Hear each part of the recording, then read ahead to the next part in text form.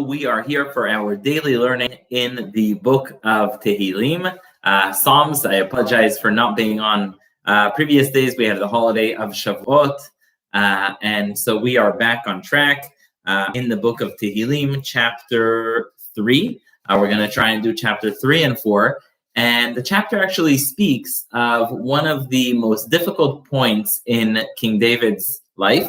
And it's interesting, King David, with all the glory and dominion that he had a very difficult life. There were some very difficult points. So there were multiple really tough times.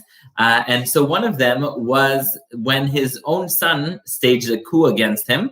And believe it or not, his own son, Avshalom, staged a coup against his father, David, and tried to kill his own father. And so David had to escape the palace in Jerusalem, and he had to run away. And so this was not a simple time, and that is when this chapter is written.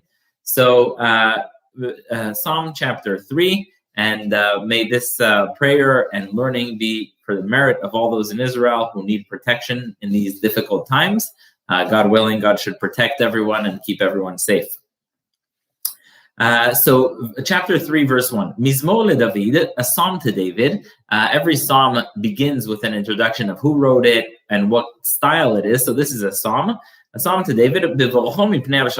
When he runs away, when he's running away from his own son, Avshalom, who again staged the coup against him and attempted to kill his own father. And he says, Hashem marabu tzarai, God, look how many those who are against me are. And when he says how many, he's not just talking about quantity, he's talking about quality, where his own son, who's smart and skilled and capable, is attempting to kill him. Rabim kamim alai, King David says, there are many people who are trying to attack me. And it's important to note, among these many people are notables that joined Avshalom's rebellion against David and actually tried to unsit and kill David. So this is not a small rebellion. These are many people, and many of them are trying to really kill King David. Many say that God is not going to ever save this person, and just like he has already stumbled, and just like he has already begun to fall, he will completely fall and be completely destroyed. But King David says, even in this time of pain, even in this time of difficulty, I know that you, God, are with me. You, God, are protecting me. And not only are you going to protect me, you will protect my honor, and you will raise my head. You will raise my head.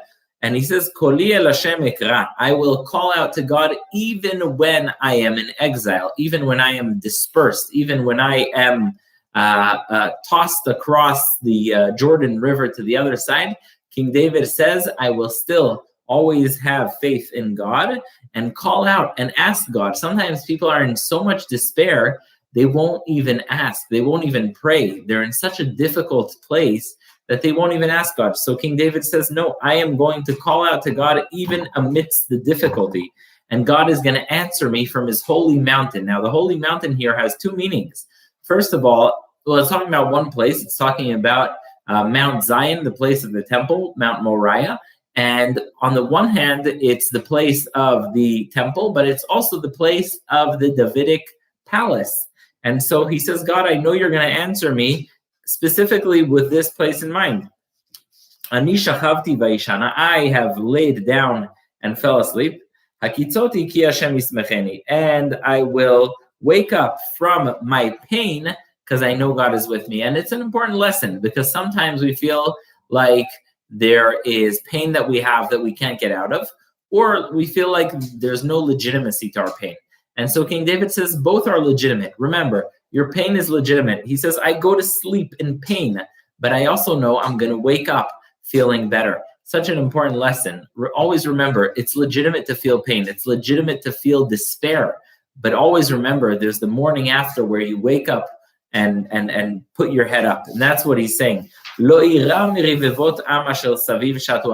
will not be afraid even of tens of thousands of people who are around me seeking to destroy me.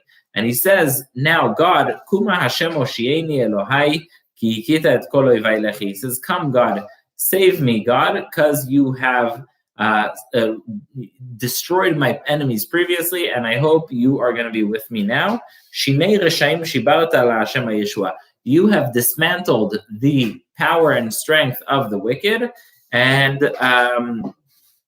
God is with me and is going to save me. God